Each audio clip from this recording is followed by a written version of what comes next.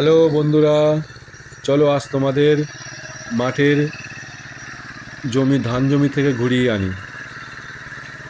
এখানে আমরা দেখতে পাচ্ছি মাঠে ধান জমি চষা হচ্ছে। এক ব্যক্তি ট্রাক্টর দিয়ে ধান ধান জমি চষছে। প্রায় সবটাই চষা হয়ে গেছে, আর একটু বাকি রয়েছে।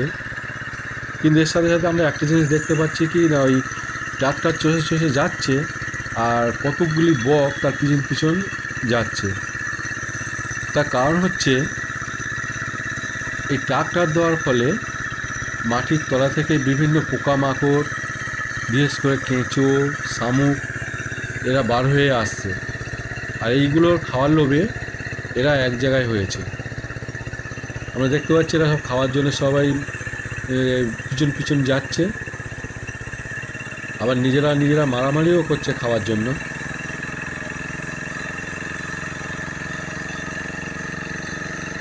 তো তোমরা দেখতে পাচ্ছ কত বক এখানে আছে একসাথে, প্রায় অনেকগুলি, না হলে 50-60টা তো হবেই।